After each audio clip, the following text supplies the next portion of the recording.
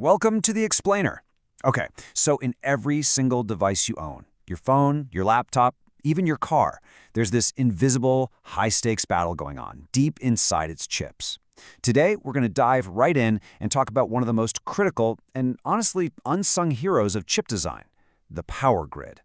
And that quote right there just says it all, doesn't it? You could have the most brilliant, revolutionary chip architecture in the world, but if the foundation, the part that actually delivers the electricity, is weak, none of it matters. The whole thing just fails.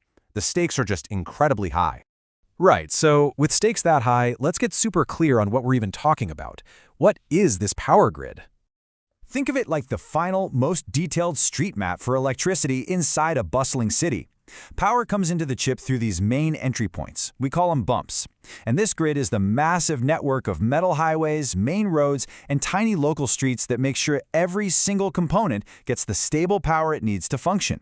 It is the absolute last stop for power before a transistor does its job. And if that grid is weak, well, the consequences are not good. You get what's called IR drop, which is just a technical way of saying the voltage dies out. The power literally fizzles before it gets where it needs to go. You also get EM issues, where the tiny metal wires actually start to wear out and break down from the sheer force of the current. And, the ultimate result? Straight up functional failures. The chip just stops working.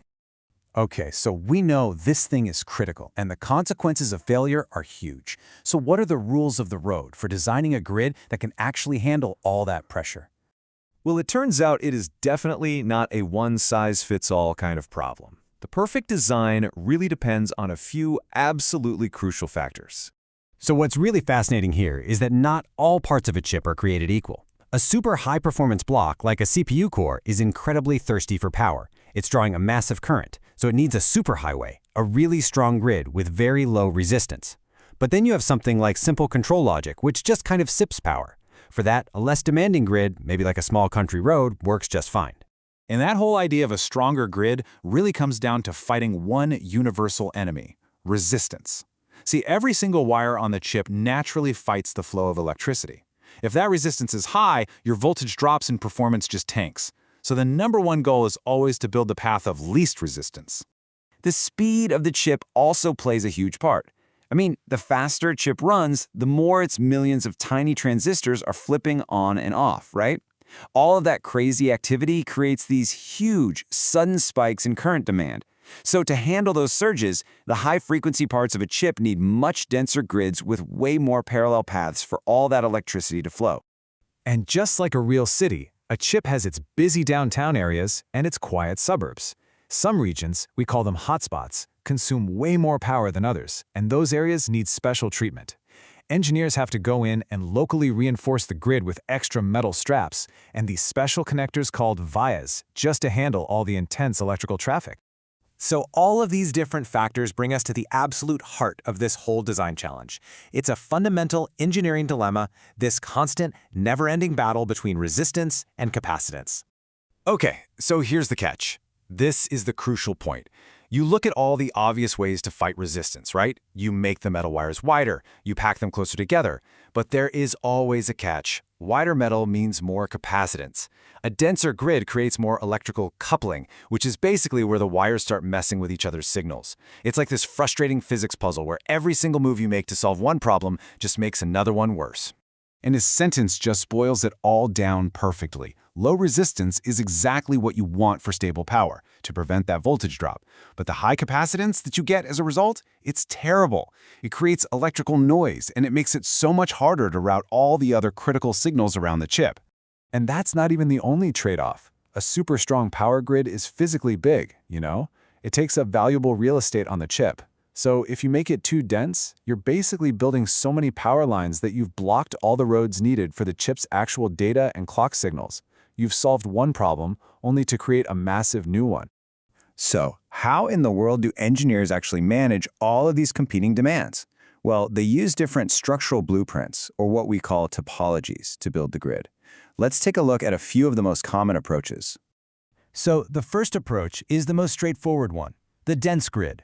You can think of this as the brute force method. You're just throwing a ton of metal at the problem. The result?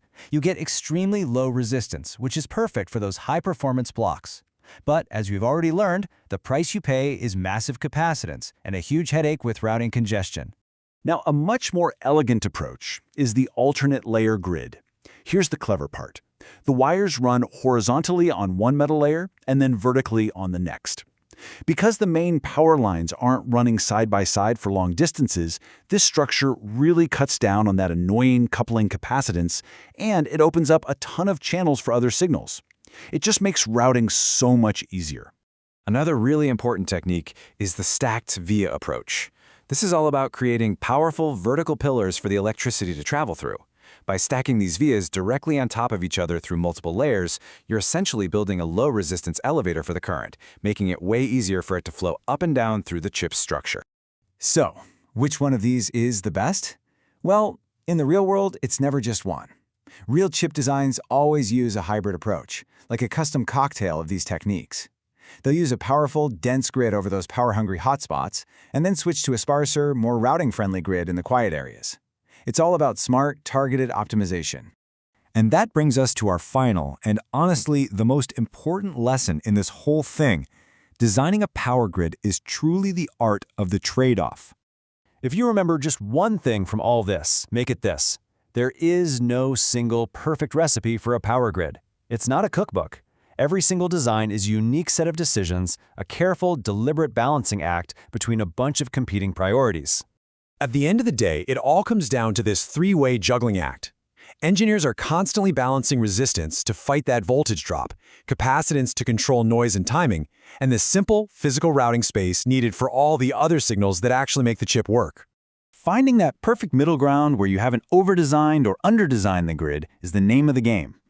But this entire challenge is based on one huge assumption, that the grid has to be built to handle peak power demand all the time. But what about all the time the chip is just sitting there idle? Which leads to this really fascinating question. What if you could just turn parts of the grid off when you're not using them? And that right there is the perfect setup for our next explainer, where we're going to dive into that exact idea, power gating and power switches.